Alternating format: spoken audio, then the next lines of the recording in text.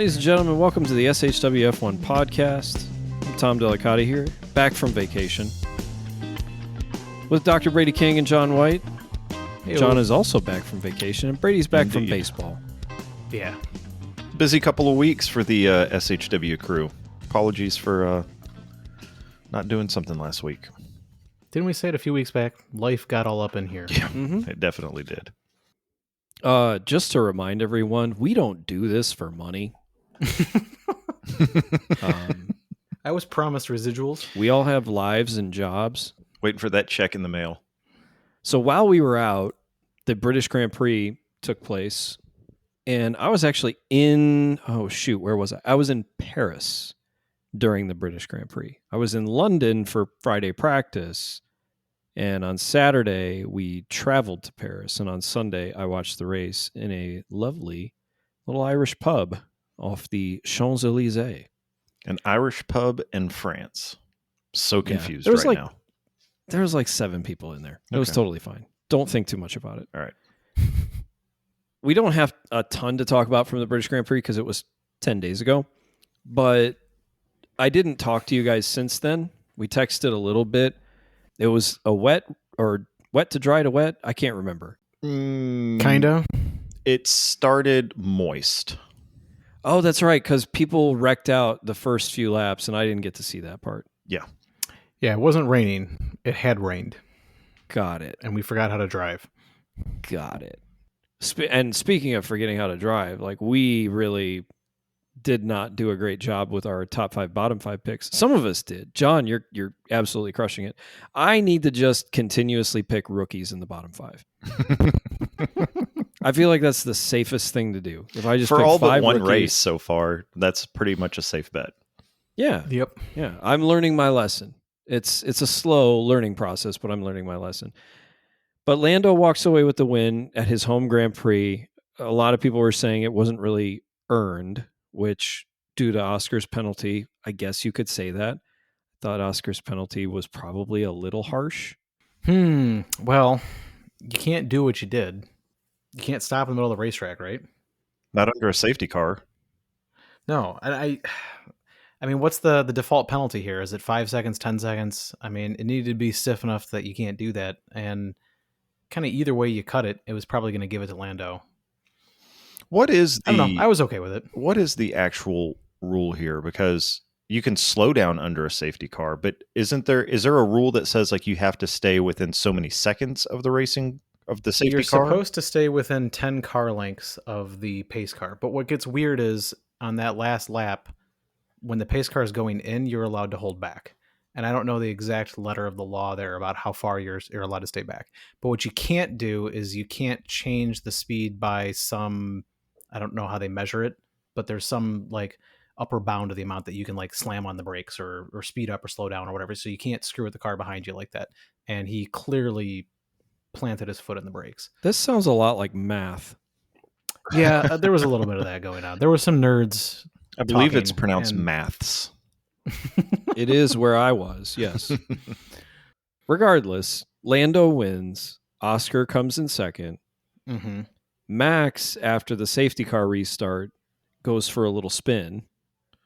Falls all the way down to 10th, is that right, when that happened? Yeah. Yeah. Yep. Climbed back up to 5th? That is correct. Dude, this was like a week ago. You're asking a lot of numbers here. I'm back sorry. up to we just 5th. probably need to skip this part. Yes, he got back to 5th. That is correct. I mean, really, the only notable thing to talk about, other than the fact that it was somewhat of a wild race, is Nico, right? Yeah. I mean, that's what I was waiting to talk about. I mean, you guys have been gone a whole week, and all I could think was Nico. Yeah, I get it. When was the last time that happened? I know, right? Well, I told you guys when I was watching the race. So I was in that little pub with 7 other people. And when they crossed the finish line, Lando crosses the finish line in his home race. There was no audible sound from anyone in the pub. It was just everybody went about their business. Oscar crosses the finish line, same thing. Nico crosses the finish line, the place bursts into applause. That's was awesome. Actually very cool. And I embellished. There wasn't 7 people there. There was probably more like 20. But everybody was clapping for Nico. It was on every TV in there, and we were just having a good time supporting the Hulk. It was pretty cool. Did they give just as loud of a cheer when Pierre Gasly came in 6th place? Given the fact that you were in France. I was just curious, not making fun of the French, just out of genuine curiosity. I don't think they really made any noise at all for Pierre. Maybe they were clapping when Hulk went across in anticipation of Gasly getting 6th. So maybe the applause just continued and I didn't pay attention. That's yeah, it's possible. I mean, when was the last time we saw a race where Lance Stroll beat George Russell? And you had 2 Aston Martins in the top 10 and a Williams. Yeah, this was Aston Martin's first double points in how many races? It was a long time. 4,000. Yeah. Yes, exactly. 4,000, which is something to celebrate on that 4,000th race milestone. It was. I still thought it was cool. It was a good race. Everybody that I was reading about online afterwards was all about like, gosh, can we just have 24 Silverstones? This was super cool. Now, I loved the track. I thought the race wound up being very interesting. I was also watching it with a lot of people who, I shouldn't say a lot of people, 5 people that were with me had never watched a Formula One race before. And I was kind of like talking them through it, but with all the safety car restarts and the wet weather and the unpredictability, like we weren't watching like the greatest racing, but it was one of the most interesting races. It was captivating. I was on the edge of my seat the entire time, and it was really hard to convey that emotion to a lot of first timers. What was the overall reaction of those 5 first timers after having sat through almost 2 hours of start, stop, wet racing, not knowing any of the drivers and kind of being excited about someone finishing on a podium who they have never heard of before? Was it generally like well received? Did they not care? Did they hate you for taking 2 hours out of their day? Well, all the women we were with were out shopping. So it was either go shopping in the rain in Paris or go sit in this pub and watch F1 with a nerd like me. I think they made the right choice. I think they feel like they made the right choice. Why don't I get back to this when we talk about my European vacation? Because I'll have more to share about it at that point. Sounds good. So, British Grand Prix aside, Christian Horner's out at Red Bull. That was the biggest news from my time away. It was, the British Grand Prix results, and then Christian Horner's out. But before we get into Christian Horner, can I just say one thing? Sure. You have the mic. Thoughts and prayers for Yuki Tsunoda, whose phone is now at the bottom of Lake Como. Did you guys see this? No. Yeah. I have no idea what you're talking about. He said, if anybody, he posted on Instagram or something like that and said, if anybody finds a phone while swimming in Lake Como, let me know. Something along those lines. It was pretty funny. So Horner's out. And were you surprised by this? Do you feel bad for him? See, it's funny because I was going to ask you the same thing, Tom. We talked about a lot of this at the beginning of the season, so I shouldn't feel surprised, and yet I was kind of totally surprised. Like, I kind of thought we were kind of past this, right? So it really feels like sort of the speculation that you're reading online was, okay, so he's out. Does that mean that Max is leaving and that's why they canned him? Or does it mean that Max is staying and that's why they canned him? And it's like, we have absolutely no answers and no clue as to what's going on. So yeah, I'm genuinely kind of shocked that this happens. And when you look at the sort of numbers that he put up over 20 years, and everyone's just sort of like, yeah, it's obvious that he needed to go. I don't know. They got 20 years and 10 championships or whatever, and 5. I mean, the numbers are insane. So I'm just kind of surprised at the way this has kind of gone down. Unless, again, there's more to it than we really fully understand. There's a lot of speculation. There was a lot of speculation at the beginning of the year. So it feels like there's more to it that we just don't know. I equate this to being robbed by a crackhead. It's surprising when it happens. Oh my gosh. Do you feel personally robbed? No, but hear me out. It's surprising when it happens, but after the dust settles, it kind of makes sense. Like, you kind of expect it to happen. And here, I feel like I'm getting a philosophy lesson right now. Well, here's why. Red Bull has been extremely cutthroat. Look at all the driver changes we've made this year. Look at the heat that Checo was getting last year. Look at Daniel Ricciardo and numerous other number 2 drivers behind Max Verstappen. Red Bull has always operated with, if you're not performing now, you're not going to be here. And to see that not apply to the principle in this season, if you take away Max and you just put two Yukis, or a Yuki and a Liam, or a Yuki and anyone else in that seat, they would be dead ass last right now in points. Max has scored all but like 7 points for this team. So you take Max away and the team is underperforming. 4 of your top 5 people have left and gone to other teams, including Adrian Newey. The team is falling apart. And then you have, on top of that, the change in ownership that took place between the Austrian family and the original Red Bull family. And the Austrians aren't huge fans of Christian Horner. And now they're the majority shareholders. It kind of makes sense that they want to get him out and get someone else in that's going to perform. Since 2009, Red Bull Racing in the Constructors' Championship has only finished worse than third one time. So in 16, now if you count this season, 17 years, they've always been first, second, or third. It's good numbers. So I understand what you're saying in terms of his pedigree. I also am not sold on, or not certain about, like, if you're not performing, you're out. Like, they've had ups and downs. You know, they had 4 championships in a row, and then they went 1, 2, 3, 4, 5, 6, 7, 8 seasons finishing second, third, or fourth. And then 2 championships, and then third last year, and currently sitting in fourth. Now, there's really no chance of them finishing lower than fourth this year, but I'm surprised more by the timing than anything else. Like, I do feel like it either would have been before the season, before last season, or let him just ride out the end of the season. Why now? That's why it seems like to me that something else is going on there. That it's not, I mean, again, so the speculation at the beginning of all this sort of going down was this either means Max is staying or going. Like, and you can kind of play out the scenario. Like, Max is staying, and therefore part of the agreement was Horner has to go. Or Max is leaving, and the punishment was Horner has to go.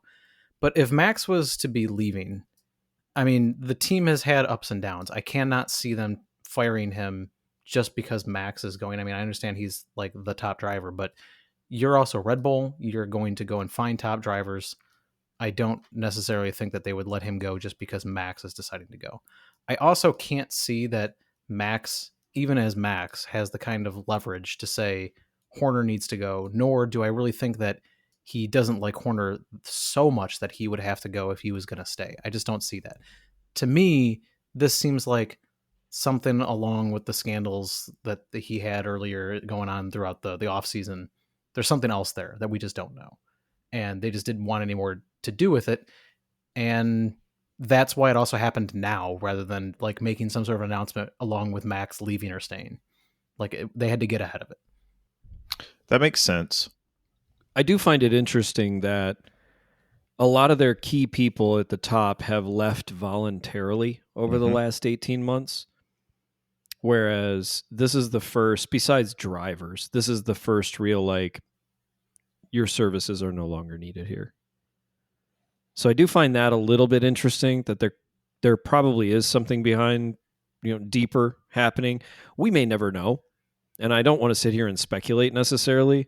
I do feel like when we talk about Verstappen's future at Red Bull, I feel that he's just, I don't have any feeling. I feel like it's 50-50. He could stay, he could leave. There's really no feeling that sways me based on the Christian Horner decision.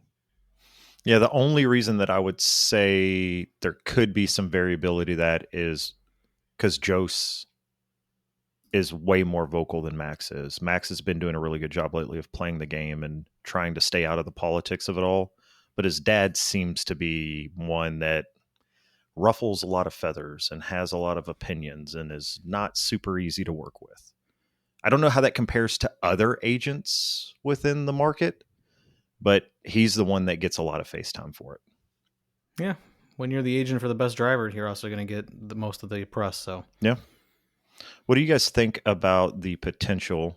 This is just a thought here. I have nothing to back this up, but I think it would make sense of Horner going to Ferrari, as Ferrari has had quite a bit of strategy hiccups through the years. Horner seems to be fairly decent at strategy. Fred's contract is up next year.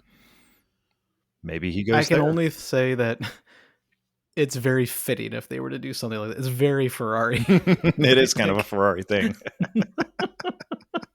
Like, oh, Ferrari. Missed Yeah. the strategy again.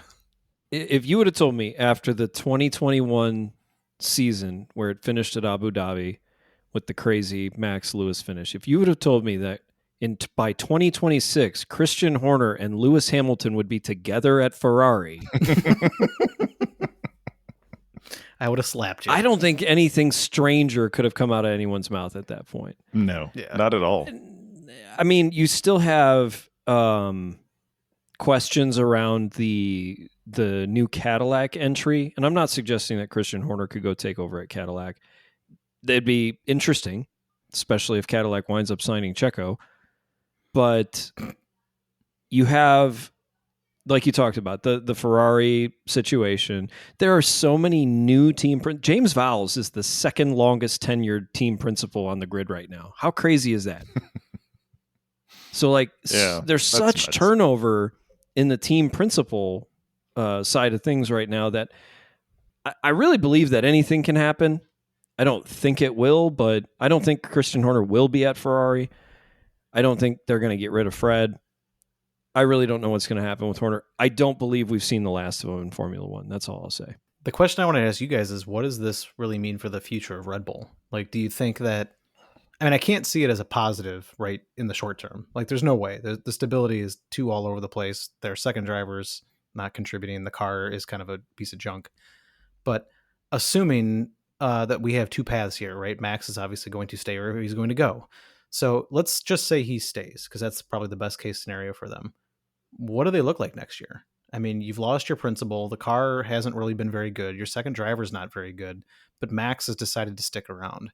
You've lost Adrian Newey also. So where does that leave him?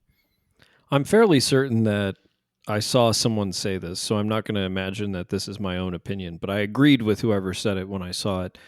I think it makes sense for Max to stay for next year and figure out see how it shakes out of who's got a good car with the new regulations. Mm-hmm. I think that makes total sense. There's no urgency to leave right now. He's just going to wait and pick off the best car. He could. I mean, Don't sure, you think? I mean, don't you think he can, could? yeah. I mean, Yeah, he's he like totally could. He's like the LeBron. Like if Yeah. he decides I want to go play for the Lakers, they're going to figure out how to get LeBron. You know what I Yep. mean? So I see that happening as the most likely scenario. I see Red Bull, if they figured it out going into the new regulations next year, he's already in the seat in a great position. If they flop or are floundering trying to figure it out, he has opportunities to basically pick whichever team he wants to go drive for, and they'll figure out a way to do it. Well, we know Toto would. Fair. All right, let's take a quick break, and we'll come back and talk about. I want to talk to you guys about my full day in Monaco. That was the most fun yes. part of the trip. Yeah. So I'm excited All right. about this. Yep. All right.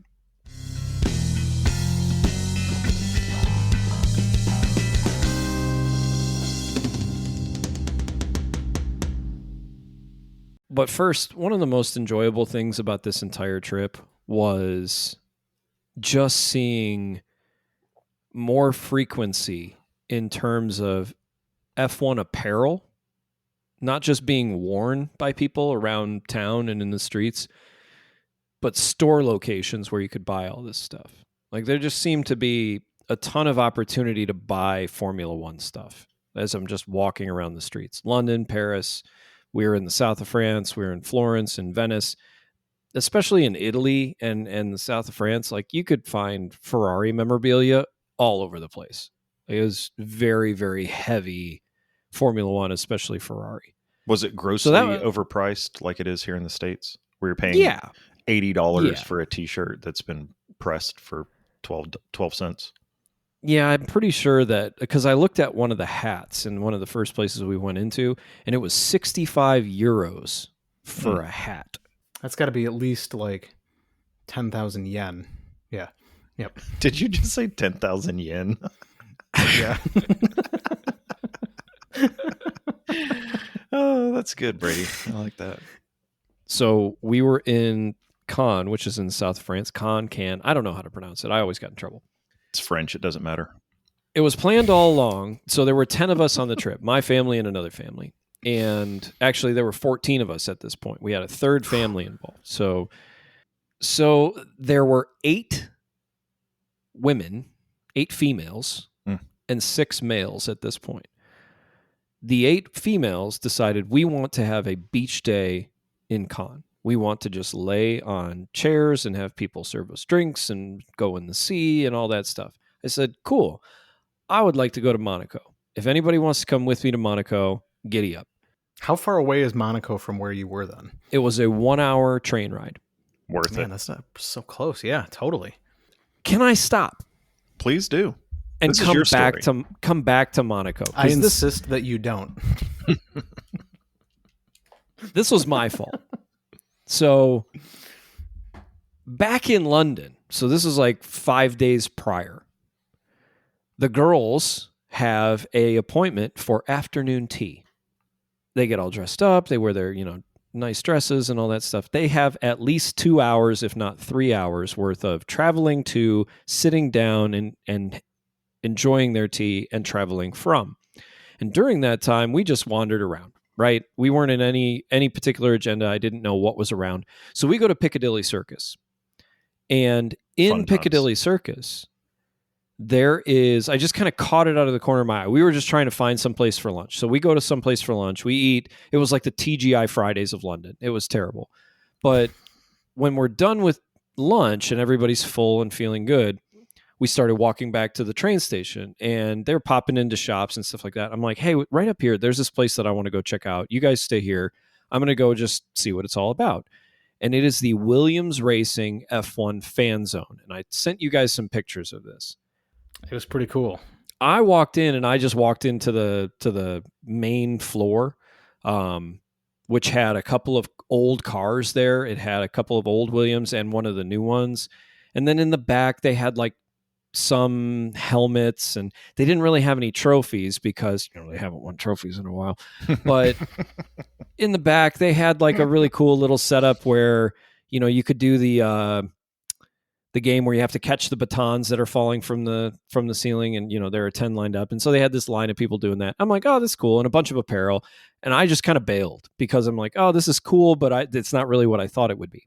So I ran back out, and all the guys I'm traveling with are like, where were you? I'm like, oh, this is Williams F1 fan zone. And they're like, well, we want to go check it out too. I'm like, okay, let's go check it out. We go in there and we find the stairs to the basement. And in the stairs to the basement, you go down there, and they have like 10 or 12 racing simulators set up down there. And everybody's just putting in time trial fastest laps on F1 2025. And they also had, and I don't know if I sent you guys pictures or videos of this, they had one of those like spider boards with the lights that light up that you have to like press, like whack-a-mole. Yep. Mm-hmm. And so we made a competition out of everything, and it was awesome. I'm there with 2 15-year-old boys, a couple of dads, and one little 10-year-old boy. And we're all taking turns putting in fastest laps. Oh, please tell me that you won. I won everything. Of course he did. Of course. Yeah, look who you're talking to. Tom's not going to play a game he can't win. Let's go now. They had it. Right? Well, they had the simulator set up for Silverstone doing time trials, right?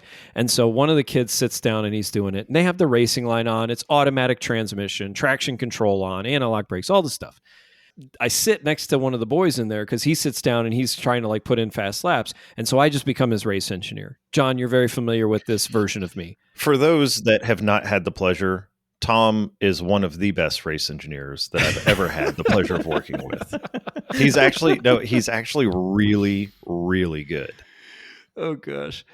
So I let the boys drive around and kind of figure things out with the car. And I'm like, okay, I'm going to reset you to start a new lap, and I'm going to coach you through this. And we get them through their first laps, and they don't spin out. I'm telling them hard brake here, brake in a straight line, all the normal things that come along with racing. So I coach them through, I think the best lap out of the dads and the kids was like a 135 or a 137 at Silverstone. I sit down, change it all back to the settings that I wanted, and I pump in like a 130. Just boom, right like that. Like beating them by 5 seconds. I'm like, I still got it. Haven't really done it in a while, but I still got it, boys. Still got it. Sonny and then they're Hayes like, coming out of retirement. Let's go. So then I put them on an easier track. Like we did Austria a little bit. And then they're like, well, we want to do Monaco. I'm like, no, you don't. Mm-mm. You don't want to do Monaco. Do you want to be humbled? You want to hate this game afterwards? Don't do Monaco. And so eventually we wound up, they wanted to at least see Monaco. So I drove a hot lap around Monaco, and then I was trying to like tell them what to do. And they're just hitting the wall. Just every possible turn, just slamming into the wall. I'm like, taking that hairpin in third, and you're like, nope, you need to do 5 miles an hour here. Slow down. We gotta just cool our jets around Monaco. And I'm telling them, like, especially on those last 2 right-hand turns before the start-finish straight, Brady, you know what I'm talking about. Mm-hmm, yep. You take it really slow on the first one, and you want to hit the gas. And I'm telling you, don't hit the gas. And, of course, they're putting the pedal on the floor, and it's just ramming right into the wall. Hitting that wall on the left, and then you're done. We went, the girls are texting us, like, hey, we're done with tea. And we're like, we got a couple more laps to put in. We'll call you in a little bit. But we did the spider wall and stuff like that. That was really, really cool. So the Williams F1 Fan Zone in London, highly recommend if anyone's there and wants to go check it out. So back to Monaco. I apologize, and I appreciate you allowing me to take that tangent. So back to Monaco. We are underground. We get off the train, and we are walking up towards the exit. We walk out of the train station, and I'm just trying to get my bearings. But it does not take me long to figure out where I'm at. I am right at the center of turn 1. Mm.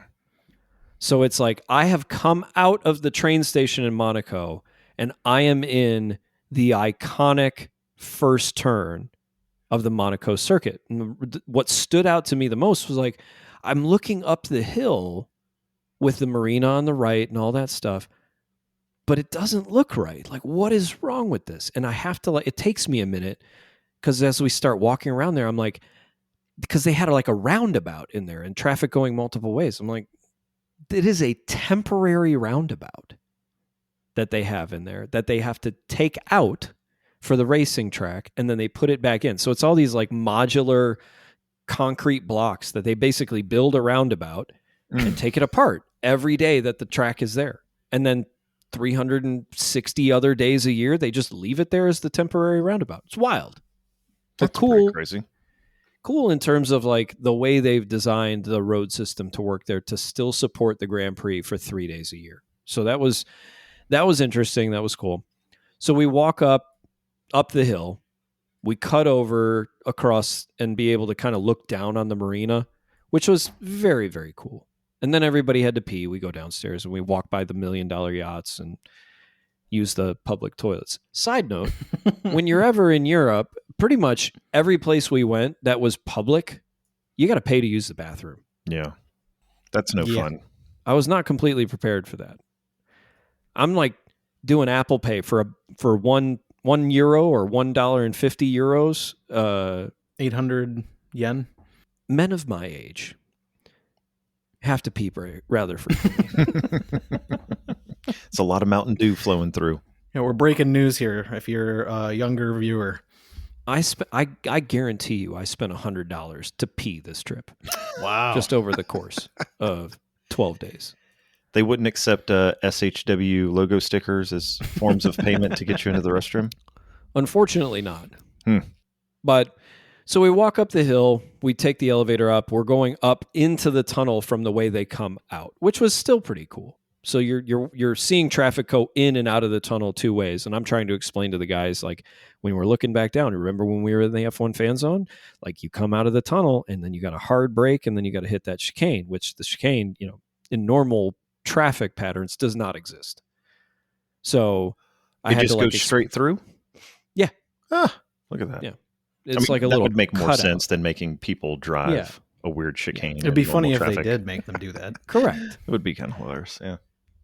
And then we actually spent a good 30 minutes to an hour in the casino itself. We decided we're going to go into Monte Carlo, and it was 10:30, 11 o'clock in the morning. So there was no gambling. There's no gambling until 2 p.m.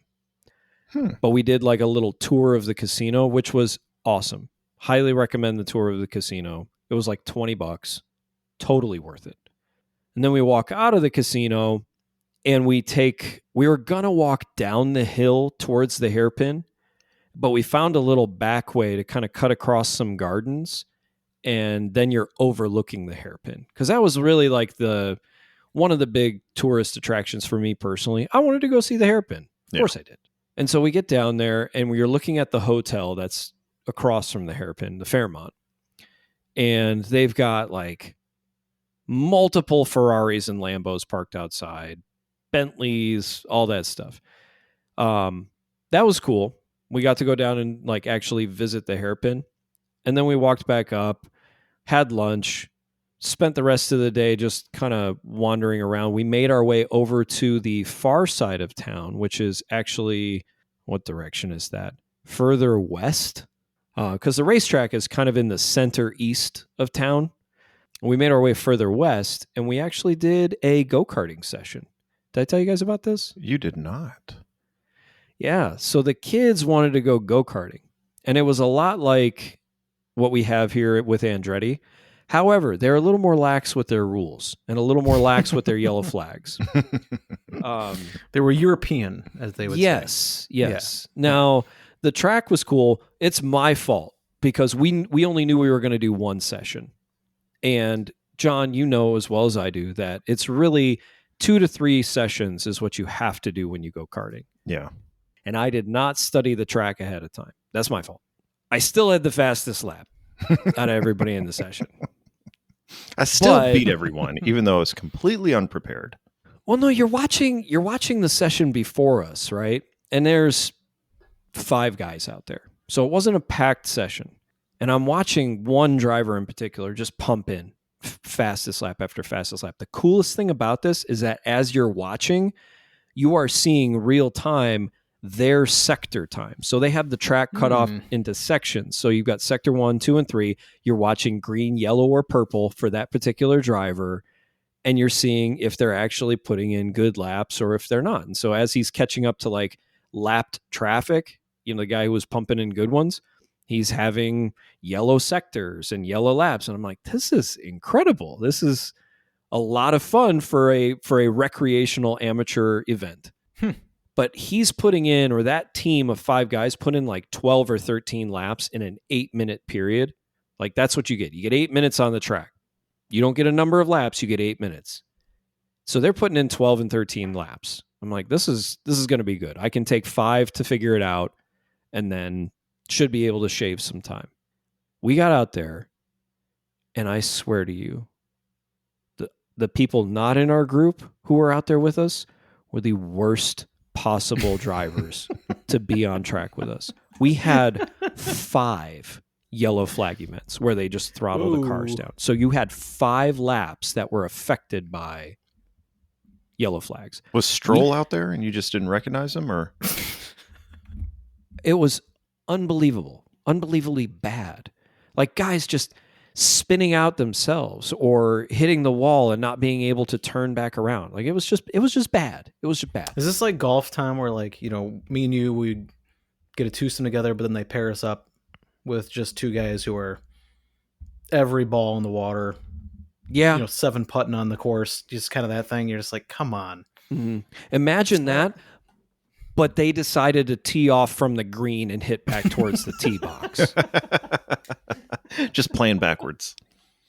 Exactly. It was that bad. Now, I will say, like, there were some times where, you're up around, like, blind corners and stuff like that.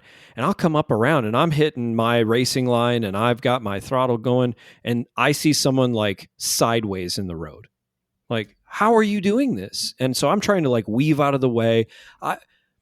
I didn't hit anyone, but because I took evasive action, other people hit me as we're on the track together. And I'm seeing someone around a corner and they're just like waiting to get T-boned. And we're all still going like 25 miles an hour, 30 miles an hour. It's like, isn't somebody going to throw up a yellow flag here and slow us down? Sometimes it would take an entire lap for them to actually just throttle the cars down. So it was dangerous. I'll put it that I'm just way. imagining like a guy standing next to the track and just like smoke, like very European, right? Like smoking a cigarette, just not paying attention, Yes. like looking over, like let them race. Yeah. He's got one of those little artist hats on and a black and Yeah. white striped shirt with a coffee and a cigarette on like one of those long sticks. Did you just But describe talks a like mime? Drago. If he dies, he dies. So how many laps did you get? The goal 8. was 13. 8. Okay, 8. I got 8 Wow. laps. Oof. It was disturbing. boy.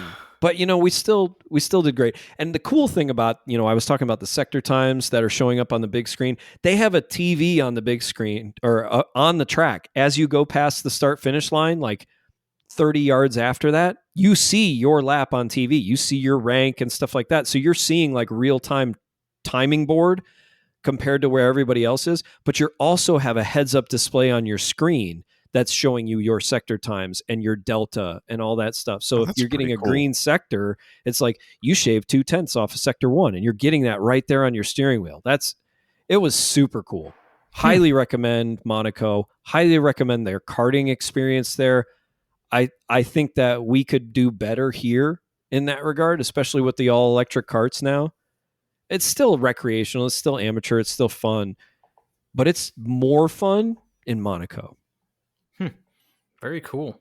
So my day in Monaco ended after karting. We walked all the way back to the train station, got on the train, and went home, or went back to Cannes. And since that moment, the 10-year-old boy who was with us did not stop asking me questions about Formula One and Monaco We and did it. racing simulators and all that stuff. Like, he is so into Formula One. And I actually got a text message from one of the dads who was with us on the trip today, showing me a picture of his 15-year-old son and the buddy who went with us. So the two 15-year-olds playing F1 25 on their Xbox. He pulled out like a wheel and pedals or got it, from Marketplace or something like that. They are now learning to race. And they're talking to me about like, well, when's the next race? We want to come watch it with you. So One conversion at a Atta time, boy. Tom. And you Yep. have met your quota, buddy. and they tell two friends, and they tell two friends. That's right. and so Yep. on, The and pyramid so on. gets really big. So that was my trip. I put a bunch of SHW stickers around Europe, mostly in Italy because they were a little more lax with where the stickers go. I think I sent you guys a picture. I put one outside of Westminster Abbey in London. That's fantastic. I put one right out in front of the Eiffel Tower in Paris. Yeah, I plastered them all over Florence, some around Venice as well. So not we'll only see have if that you does anything. converted some people into Formula One fans, but if we get a massive European spike in No, viewership, well, no. it's all you, buddy. That's the guy. It's all you. Advertising. I am now the VP of Marketing and Advertising for the SHW podcast. So Also the president. my new title, my new promotion. No change in pay, no change in responsibilities. No, Just a title. it's title only. Yeah, That's right. It's title only change. But it was very, very cool. It was cool to be in Europe. It was cool to be around more Formula One folks. It was also very cool to visit Monaco. I did not think it was going to be as cool as it was. I thought it was That's going to be very- interesting, but I was like a kid in a candy store. That's it was very neat. like I was awestruck. I'll put it. Well, I am extremely jealous of your European vacation and all of the F1 opportunities you were able to take in, but I do enjoy the fact that you shared a number of different photos with us, kept us somewhat updated along the way so we could live vicariously through you. I ate papaya gelato. I saw that. I mean, I did see that. Oh, man. I had to honor my team and eat some was gonna papaya say. gelato. So That was 10 like out a of 10 would requirement. do again. Yes, 10 out of 10 would recommend. There we go. You heard it Um, here first, people. Yeah, Go to Europe. it was a long set of stories, and I apologize, but thanks to everybody who stuck with me for that because it was very fun. It was a cool trip that I'll never forget. So next week we're going to lead up to Spa. Yes. Mm-hmm. I was also thinking we should do some mid-season grades next week. Now that we're 12 races in to a 24 race season. Yeah, This will be So interesting. maybe we can do a little review of the first half of the season and get our feedback as to where some of the teams and drivers are compared to where we thought they might be. So stick with us for that. Done. Not a whole lot else going on in the world of F1. Hopefully Yuki's got a new phone by now. And we'll see what shakes out with Christian Horner. But until next week, thanks for hanging out with us, and we'll talk to you then.